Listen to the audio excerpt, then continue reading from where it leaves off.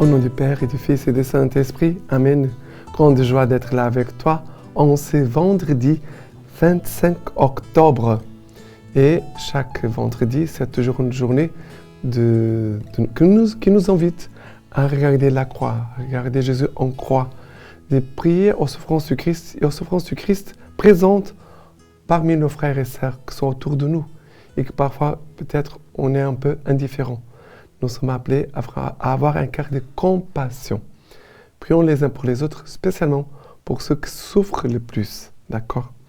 Et la première lecture d'aujourd'hui, c'est Éphésiens chapitre 4, à partir du verset 1. Je vous exhorte donc, moi, les prisonniers dans le Seigneur, à mener une vie digne de l'appel que vous avez reçu, en toute humilité, douceur et patience. Supportez-vous les uns les autres avec charité. Appliquez-vous à conserver l'unité de l'esprit par ces liens qu'est la paix. Il n'y a qu'un corps et qu'un esprit, comme il n'y a qu'une espérance au terme de l'appel que vous avez reçu. Un seul Seigneur, une seule foi, un seul baptême, un seul Dieu et Père de tous, qui est au-dessus de tous, par tous et en tous. Ici, Paul exhorte, il dit, moi prisonnier dans le Seigneur. Moi les prisonniers dans le Seigneur. Il ne dit pas, je suis prisonnier de tel empereur, de telle personne. Paul, il ne se voit pas comme victime. Il se voit comme quelqu'un qui s'offre, qui se donne. Voilà, je me donne au Christ, et pour le Christ, voilà, j'accepte d'aller même en prison. Paul, il n'est pas une victime dans les mains des autres. Et je pense que c'est quelque chose de très important, parce que souvent les gens aiment se sentir victimes. Voilà, c'est la faute des autres, c'est la faute de ma famille, c'est la faute de mon patron, c'est la faute de Dieu. Mais il faut toujours mettre les fautes sur quelqu'un.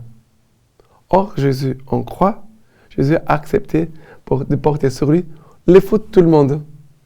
Les fautes de tout le monde. Paul, ici, il ne se voit pas comme une victime.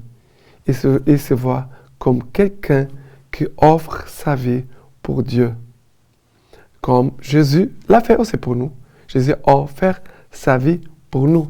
Jésus sur la croix n'a pas dit « Vous êtes des méchants, vous êtes tordus, vous êtes je ne sais pas quoi ». Jésus n'a pas dit ça. C'est la conversion de notre cœur.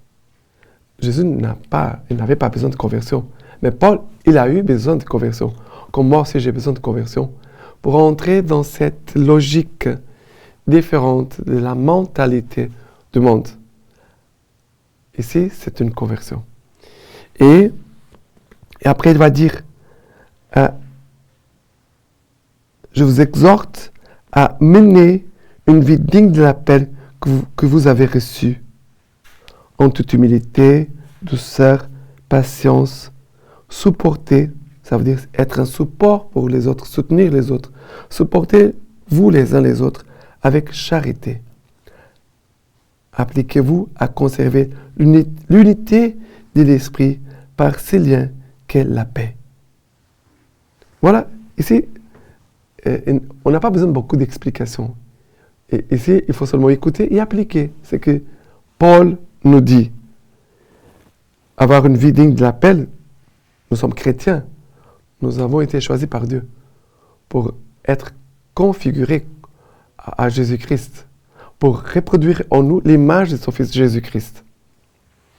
Et après, humilité, douceur, patience, c'est là nous avons besoin pour nous supporter, pour nous porter les uns aux autres et aussi de garder l'unité par les liens de la paix.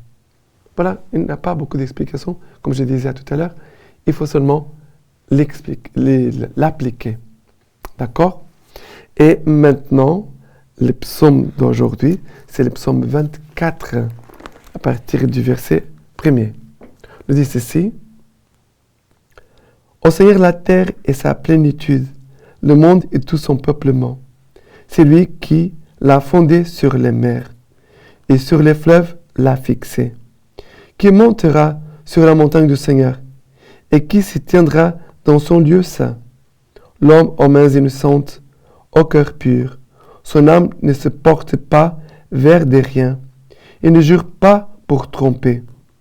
Il obtiendra la bénédiction du Seigneur et la justice du Dieu de son salut. C'est la race de ceux qui recherchent ta face, Dieu de Jacob. Qui montera sur la montagne du Seigneur et qui se tiendra dans son lieu saint? Moi, j'aime beaucoup ces psaumes. Mais là, c'est une question. La réponse maintenant. L'homme aux mains innocentes, au cœur pur, son âme ne se porte pas vers des riens et ne jure pas pour tromper. Et lui, cet homme, obtiendra du Seigneur la bénédiction. C'est très beau que le Seigneur puisse nous donner cette grâce aujourd'hui de venir par sa parole, par nos actes aussi de conversion, de revenir au cœur innocent, de revenir au cœur pur, d'éloigner notre âme des riens et de ne pas jurer pour tromper. Voilà, ce sont des actions concrètes, des conversions.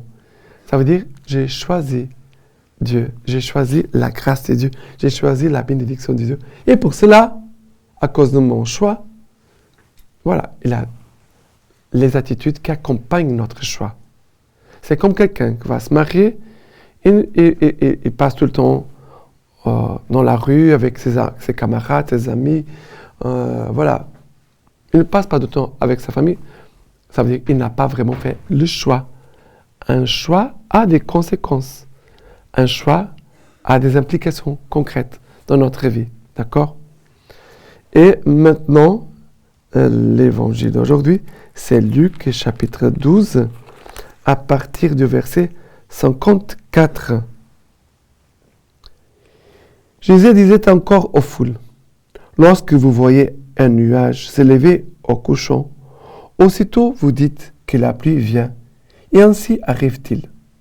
Et lorsque c'est le vent du midi qui souffle, vous dites qu'il va faire chaud. Et c'est ce qui arrive. Hypocrite, vous savez discerner les visages de la terre et du ciel.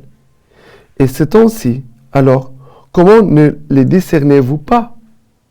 Mais pourquoi ne jugez-vous pas par vous-même de ce qui est juste? Ainsi, quand tu vas avec ton adversaire devant les magistrats, tâche en chemin d'en finir avec lui, de peur qu'il ne te traîne devant les juges, que les juges ne te livrent à l'exécuteur et que l'exécuteur ne te jette en prison. Je te l'ai dit, tu ne sortiras pas de là que tu n'aies rendu même jusqu'au dernier sou. Alors, ici, c'est un conseil que Jésus nous donne très important. Jésus va dire, ainsi, quand tu vas avec ton adversaire devant les magistrats, tâche en chemin. En chemin, c'est notre vie ici-bas. Alors, nous marchons avec des personnes. Nous ne vivons pas seuls. Je ne vis pas dans une seule planète pour moi. Non, je vis en société, je vis avec d'autres personnes. Ma famille, personnes de la paroisse, collègues de travail, voilà. Je suis en chemin avec eux. Ça veut dire qu'il faut régler les choses avec nos frères et sœurs.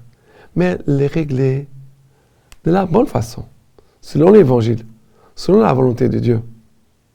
Parce qu'ici, la personne, elle a l'opportunité de régler les choses, des difficultés, des choses qui n'étaient pas bien résolues, des petits problèmes, des petits soucis, je ne sais pas.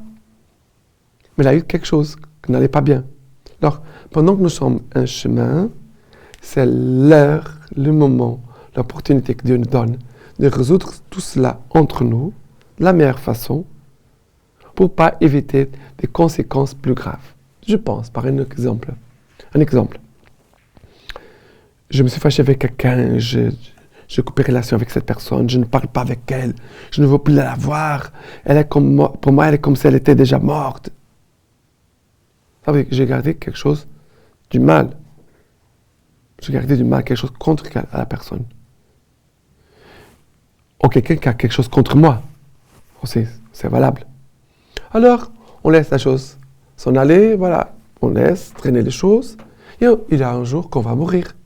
On va comparaître devant Dieu. Je vais comparaître, et l'autre aussi. Mais c'est moi, j'ai quelque chose qui me pèse, quelque chose que j'ai tort. Voilà, ça veut dire j'ai des fautes par rapport à mon frère et ma sœur. Je vais payer. Je vais répondre à Dieu pour cela. Ici, Jésus parle un langage humain de cette terre. Jésus parle un langage de cette terre, de ces bas. Un langage humain, de magistrat. Mais c'est vrai que ce langage s'applique à la vie éternelle. Nous ne pouvons pas oublier. D'accord? Et voilà.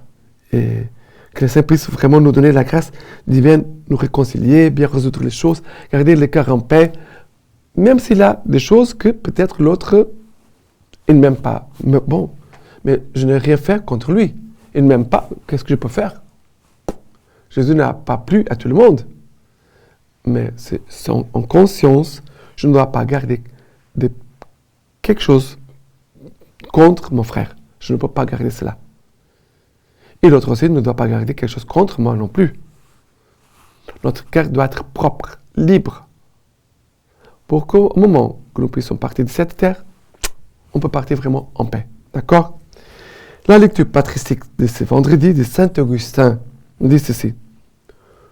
Tout homme qui demande au Seigneur cette seule chose et qui la cherche, la demande avec certitude et sécurité. Il ne craint pas qu'elle ne lui nuise quand il l'aura reçue, car sans elle, tout ce qu'on peut recevoir d'autre en le demandant comme il le faut n'est pas d'aucun profit. Cette chose unique, c'est la seule et véritable vie bienheureuse qui consiste à contempler l'amabilité de Dieu pour toujours en étant devenu immortel de corps et d'esprit. Et maintenant, je vous laisse la bénédiction par les mains toutes pures de la Vierge Marie. Que Dieu Tout-Puissant vous bénisse et vous garde, le Père, le Fils et le Saint-Esprit. Amen.